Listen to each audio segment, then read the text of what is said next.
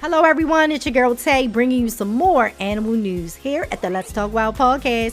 Today we'll discuss how 37 live beetles were found disguised as Japanese snacks and smuggled into the US through Los Angeles LAX airport. But before we get into that, no matter where you're watching or listening, please support by subscribing, following, liking, and sharing. Turn on your notifications so you can be notified when I upload. You can support the podcast by becoming a member or sending a donation to Venmo or PayPal. The links will be in the description box. Now, let's talk wild.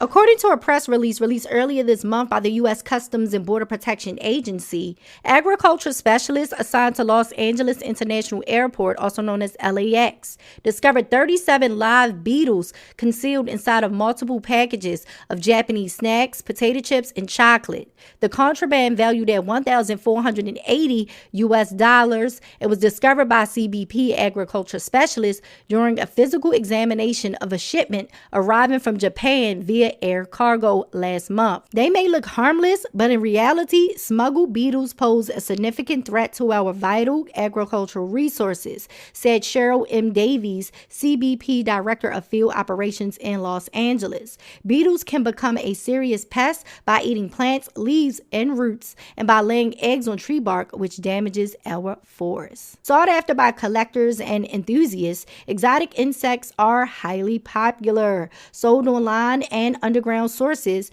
the illegal trade of exotic insects bring hefty profits for those willing to take the risk of circumventing U.S. laws and regulations. Importing live insects into the U.S. require a U.S. Department of Agriculture, USDA, Animal and Plant Inspection Service, APHIS, Plant Protection and Quarantine, PPQ, permit, or a letter issued by PPQ Plants, Pathogens, and Biocontrol Unit. CBP agriculture specialists combine their scientific knowledge of harmful pests and plant diseases with their expertise in detecting and intercepting these threats before they enter our country. We are very proud of their contributions to our national security mission. And this was said by Andrew H. Douglas, CBP LAX Port Director. The seized beetles were turned over to USDA officials. USDA determines the final destination of the insects, likely donated to local zoos that have permits for such live insects, or preserve them for local insect collection. The giant live beetles measured 4 to 5 inches long. End quote for the press release. Now, let's get into my wild thoughts. Wildlife traffickers, they really will try anything to smuggle animals. And it's sad, like these animals are just packed up and just shipped out. No food, no water, no space to move around. Just terrible. But you know what?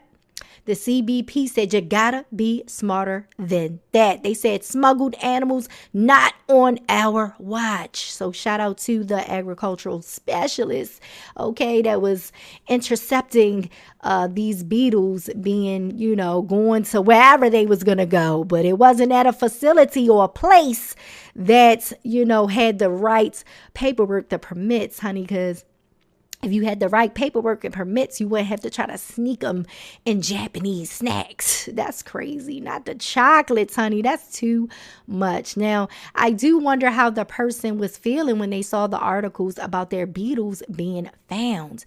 You literally just wasted time and money.